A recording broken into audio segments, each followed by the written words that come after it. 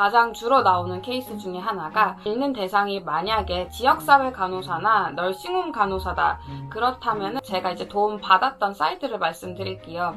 한국에서는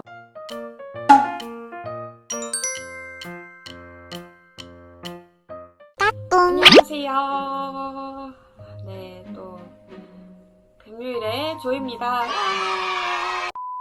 오늘은 좀 각도를 바꿔봤어요. 좀 각도만 바꿔도 약간 또 새로운 곳에 온 듯한 다른 느낌의 배경을 주는 것 같아서 또 여러분들한테도 또 이렇게 리프레시 되는 그런 영상이 됐으면 좋겠습니다. 오늘 제가 아침에 커피를 못 마셔서 커피 좀 마시고, 여러분들 아마 이 영상은 다음 주에 올라가긴 하겠지만 지금 현재는 우한 바이러스가 상당히 핫 이슈고, 여러분들 꼭 나가실 때 마스크 끼시고요. 또 조심하세요. 저 그래서 원래는 오늘 밖에 나가서 제가 뉴질랜드 캡코스를 위해서 등록된 대학교에서 프라이어 러닝 해오라고 예습 자료를 몇 개 줬거든요. 그래서 그거를 자료 찍으면서 스터디 윗 미 이런 영상 만들려고 했었는데 세상에 너무 지금 흉흉해가지고 카페 가서 스터디 윗 미 찍으려고 했는데 못 찍었고요. 제가 다음 주에도 어차피 그 학교에서 제 모듈 아이디도 준다고 했으니까 그때 이제 다 같이 해가지고 스터디 윗 미도 찍어보고, 그리고 여러분들은 손 잘 씻으시고 마스크 잘 끼고 하셔가지고 이런 위험한 시국에 건강하게 잘 버티시길 바라겠습니다. 오늘 제가 말씀드릴 거는요, 저번 시간에 이어서 OET 공부법 관련해서 라이팅과 스피킹에 대한 공부 팁 말씀드리려고 하는데요. 사실 저도 라이팅이랑 스피킹을 그렇게 잘하는 건 아니어가지고 제가 뭐 공부법을 어떻게 알려드리겠습니까?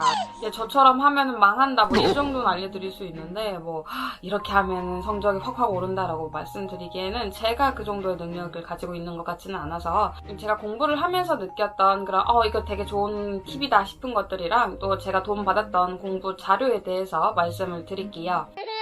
처음에는 라이팅입니다.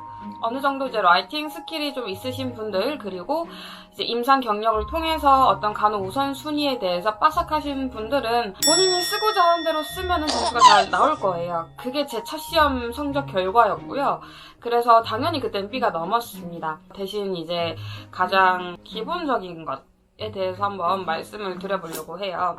바로 라이팅의 채점 기준에 대해서 한 번씩 읽어보는 시간을 가져보면 좋을 것 같았어요. 왜냐면 저도 그거를 읽지 않고 시작을 했고요. 그래서 제가 어떤 식으로 실수를 했는지를 잘 못 깨닫더라고요. 그러고 나서 이제 두 번째 시험에서 폭망하고 세 번째 시험에서 기준에 대해서 알게 된 이후에는 얘네가 어떤 기준으로 채점을 하는구나 라는 것을 그때 깨달았던 것 같아요.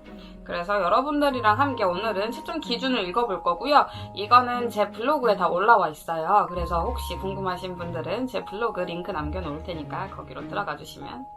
확실히 채점 기준은 다른 라이팅 시험이랑은 확실히 달라요. 특히 IELTS. 가장 비슷하게 글자 수를 요구를 하고, 제너럴 IELTS는 편집글 쓰잖아요. 그래서 비슷하다고 생각을 할 수 있겠지만 채점 기준은 정말 다른 것 같습니다. 채점 기준 보시면요, 저는 그렇게 생각해요. 어떤 채점 기준이든 첫 번째 있는 게 가장 중요한 채점 기준이다. 그래서 걔네들이 가장 먼저 써놓지 않았을까라는 생각을 하기 때문에, 그래서 1번을 보면은 어떤 내용이 있냐면 케이스 노트에서 얼마나 읽는 대상에게 필요한 정보를 가지고 왔냐.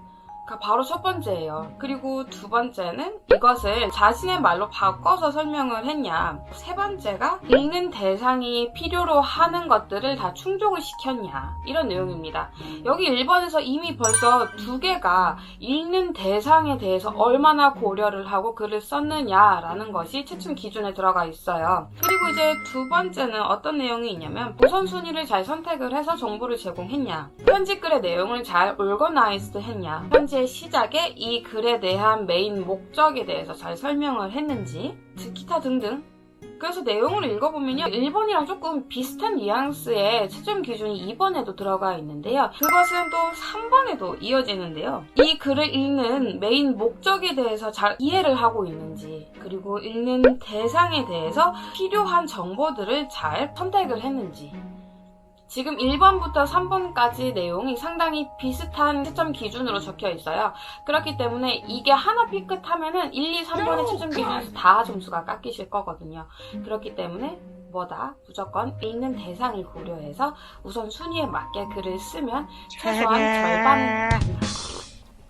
4번에는 보시면 문법에 대한 내용이 나와 있어요. 잠시만요. OET는 문법 안 본다고 했으면서 문법 채점 기준은 왜 이렇게 많아요?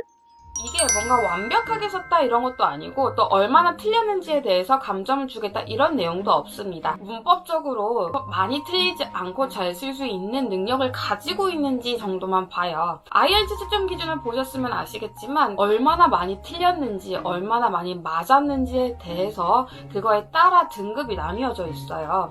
하지만 그거에 비해서 우리 OET는요 상당히 짧고 좀 두루뭉술한 채점 기준인 게 눈에 보이실 겁니다. 마지막 5번 보시면요 스펠링 내용도 나오고 또 결국에는 편지 형식에 대해서 제대로 썼는지 또 패러그래프는 또 제대로 나열되어 있는지 이런 식의 내용이 적혀 있습니다. 제 블로그에 제가 제 나름의 소박한 지식으로 라이팅 템플릿도 만들어 놨었거든요. 그래서 그거 한번 보시면서 참고하시고 글을 써주시면은 문법적으로도 풍부하고 프라이어리티에도 잘 맞는 그런 편집글을 써주실 수 있으실 거예요.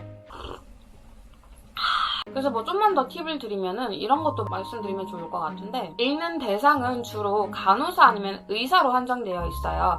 환자의 상황도 조금 카테고리화 할 수도 있을 것 같아요. 가장 주로 나오는 케이스 중에 하나가 어큐트 심텀으로 병원에 입원한 노인 환자가 이제 다시 커뮤니티로 돌아갈 때 커뮤니티 널스에게 쓰는 인계나 아니면 다시 널싱홈으로 돌아갔을 때 그때 그 널싱홈 간호사한테 쓰는 이야기 이러한 것으로 카테고리화 할 수 있을 것 같고요. 또 두 번째로는 커뮤니티에 나와 있는 환자가 급성 어큐트 심텀으로 응급실을 통해서 입원을 해서 응급실 닥터한테 쓰는 경우나 아니면 응급실에서 입원을 해가지고 응급실 간호사가 이제 병동 간호사한테 인계하는 그 정도로 카테고리화 할 수 있을 것 같거든요. 여러분들이 고려해 주실 것은 읽는 대상이 만약에 지역사회 간호사나 널싱홈 간호사다. 그렇다면은 지역사회 간호사에게는 환자를 처음 봤을 때니 당연히 그의 소셜 백그라운드도 함께 설명을 해주셔야 될 거라는 것. 그리고 두 번째로 널싱홈으로 다시 가는 경우에는 이미 그 환자가 널싱홈에서 있었다가 병원에 잠시 온 거기 때문에 그 환자의 기본적인 백그라운드는 간호사들이 알고 있을 거라는 것. 또 두 번째 카테고리에서 이제 응급실로 환자를 이송하는 경우에는 그 환자가 최근 어떠한 심텀으로 응급실에 가게 되었는지 그거에 대해서 자세하게 써주시면 좋을 것 같고요. 또 응급실에서 병동으로 전원하는 경우에는 그 입원했던 그런 히스토리 플러스 응급실에서 했던 처치들과 결과들까지 함께 이야기를 해주시면 정말 좋은 인계 노트 레퍼럴이 되겠죠. 나머지는 계속 쓰시면서 그런 얻는 것들과 샘플 노트를 계속 읽어보시면서 체득하시면 도움이 되실 것 같아요. 다음에는 스피킹이고요. 저번에 말씀드렸다시피 이제 스피킹은 롤플레잉 카드를 받은 것에 기반해서 이제 시뮬레이션을 진행을 해야 된다는 것. 그래서 이제 간호사로서 이제 역할극을 수행을 해야 되는데요. 이거는 제가 완전히 전문가라고 말씀드리기는 어려울 것 같아서 제가 이제 도움 받았던 사이트를 말씀드릴게요. 한국에서는 맘잉글리시라는 전화 영어 사이트에서 지금 현재 OET 잉글리시 반을 운영을 하고 있어요. 그래서 저도 거기서 전화 영어를 수강을 했었고요. 특히 저는 제프 선생님과 한 달 반을 수강을 했었는데 그 선생님이 실제 그 간호학 출신으로 제가 알고 있어요. 그래서인지 피드백을 줄 때에도 확실하게 이런 간호 정보나 간호 지식을 알고 계시는 분이 주기 때문에 좀 더 전문적인 그런 정보도 많이 얻을 수 있었고 어떤 상황에서든 좀 적용하기 쉬운 그런 템플릿 같은 것도 많은 팁을 받았었거든요. 제가 거기서 받았던 자료입니다. 그래서 맘 잉글리시에서 제가 OET 스피킹으로 수강을 했을 때 주었던 그런 자료거든요.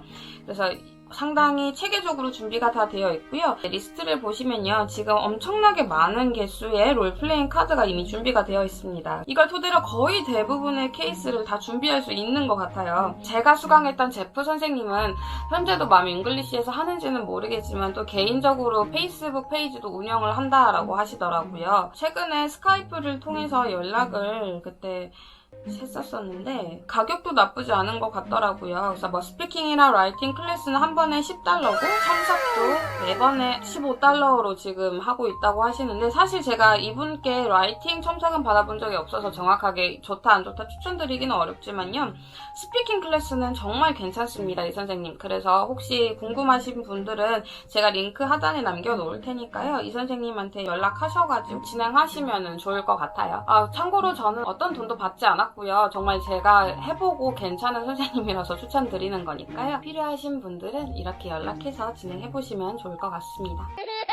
이상 오늘은 여기까지로 하도록 하겠습니다. 궁금한 거 있으시면 언제나 댓글 남겨주시고요. 모두 좋은 주말 되시고요. 그리고 건강하게 또 아무 탈 없이 또 평안한 그런 한 주가 되길 바라겠습니다. 네, 그러면은 안녕히 계세요.